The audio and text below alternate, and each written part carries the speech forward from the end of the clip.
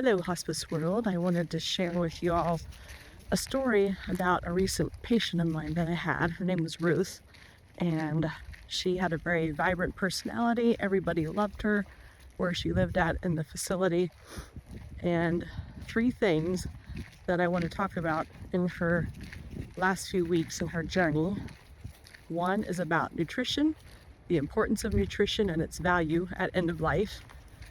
Secondly, the importance of the doctor's role at that time and what that can mean for the patient. And lastly, the MACI catheter. So Ruth had been diagnosed for almost 1 year now with metastatic breast cancer, mets to the bone. When she came on hospice, it was about 6 months into her journey.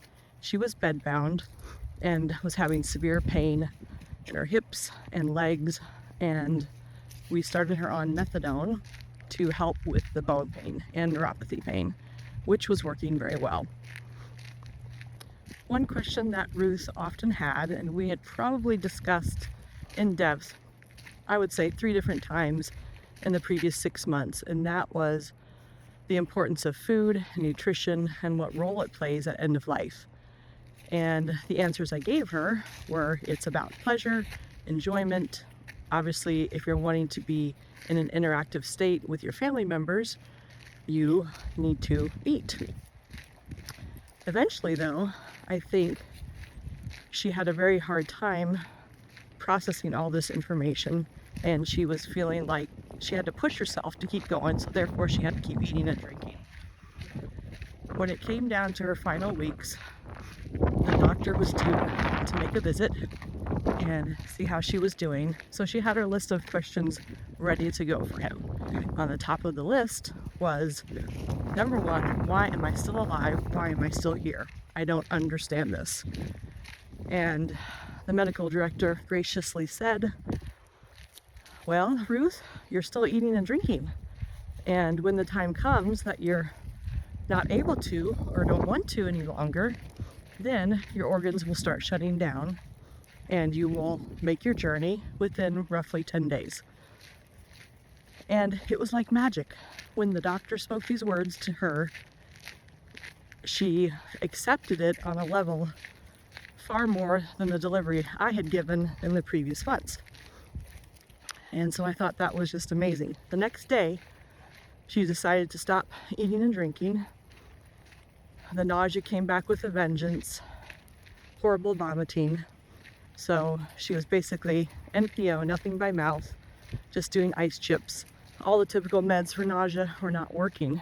So 2 days into this, I encouraged her we could try the MACI catheter to help with the medication delivery. And it was going to be very important to do this because she was on a large volume of liquid methadone for pain control by mouth, and with the horrible vomiting that was occurring, she obviously couldn't keep that down. So we had to immediately change her to fentanyl patch for her pain management, which did not work as well because it doesn't specifically target the bone pain. On day 1 of all this going on, I gave her the option of putting in a MACI catheter to help with the delivery of medications. The rectal tube works very well in almost every circumstance I've seen over the years. I think people just have to get over the fear that there's a tube going in my bum and process that through. So 2 days into her symptoms, things were not improving, and I said, these are your options if you want to have a peaceful death. 1, we can put in the MACI catheter, or 2, you can go to the hospital for IV medications. She chose to stay at home, and we put in the catheter, and within 1 hour of doing this, her symptoms were under control. Methadone was given this way, liquid Ativan, and liquid Dilaudid for breakthrough pain when she needed it.